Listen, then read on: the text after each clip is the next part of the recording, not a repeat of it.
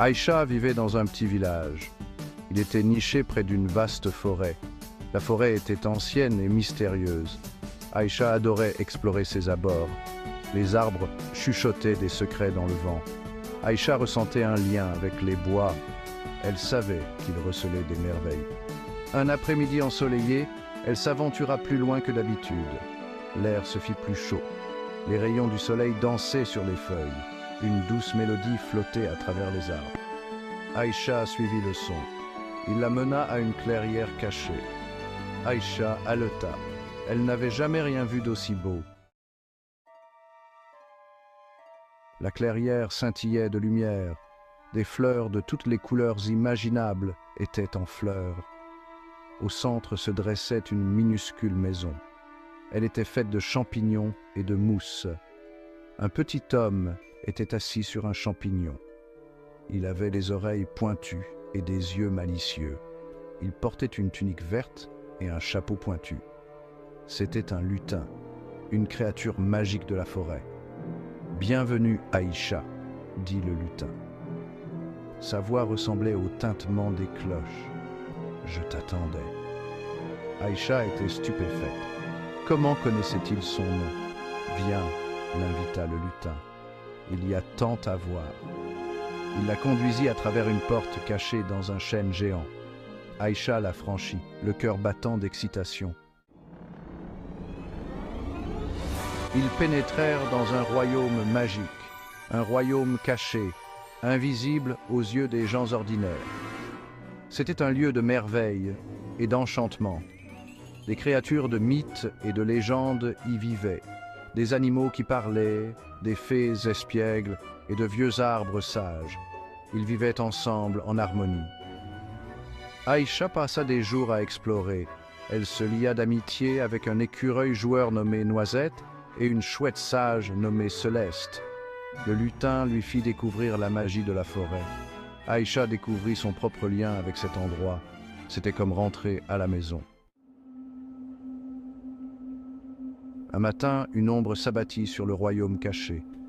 L'air se refroidit. Les rires des créatures de la forêt s'éteignirent.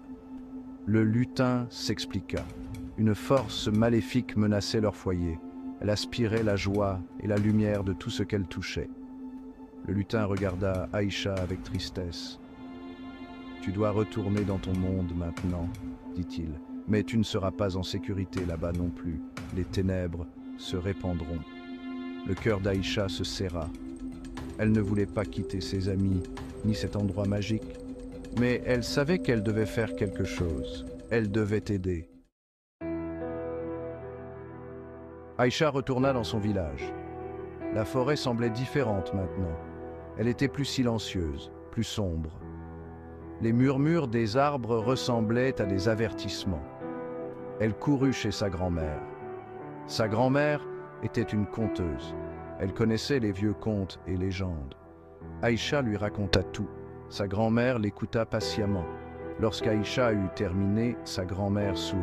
« Ma brave petite, dit-elle, tu descends des gardiens des bois. » Les yeux d'Aïcha s'écarquillèrent. Les gardiens des bois étaient des protecteurs légendaires. On disait qu'ils possédaient un lien profond avec la nature. C'était leur devoir de défendre la forêt contre le mal.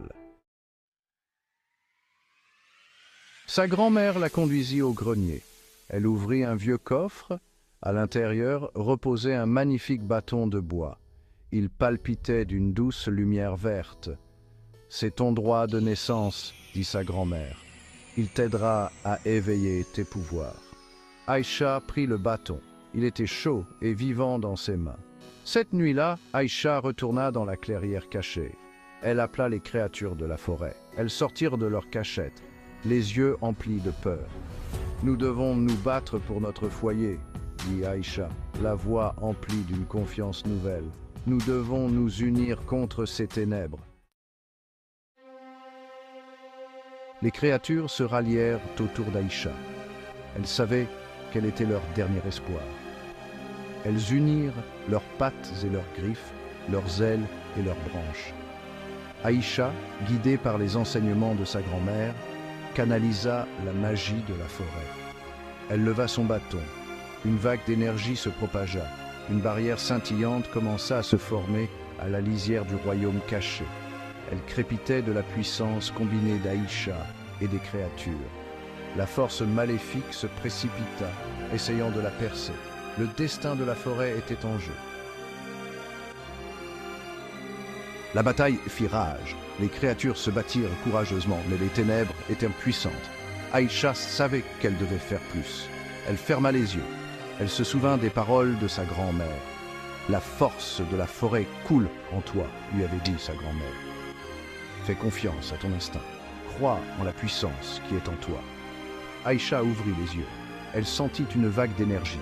Elle jaillit de son cœur, traversa le bâton et se répandit dans la barrière. La barrière flamboya de lumière. La force maléfique hurla. Elle recula devant la lumière, affaiblie et vaincue. La forêt était sauvée. Les créatures poussèrent des cris de joie. Aïcha baissa son bâton, épuisée mais exaltée. Elle avait sauvé leur foyer. Elle avait embrassé son destin. Le royaume caché commença lentement à guérir. Les fleurs retrouvèrent leur couleur. Les rires des créatures emplirent à nouveau l'air. Aïcha savait que son voyage était loin d'être terminé. Tant que la forêt aurait besoin d'elle, elle serait là pour la protéger. Elle était une gardienne des bois. La forêt recelait d'innombrables aventures. Aïcha était prête à toutes les affronter. Son cœur était vaillant, son esprit était fort, et la magie des bois coulait dans ses veines.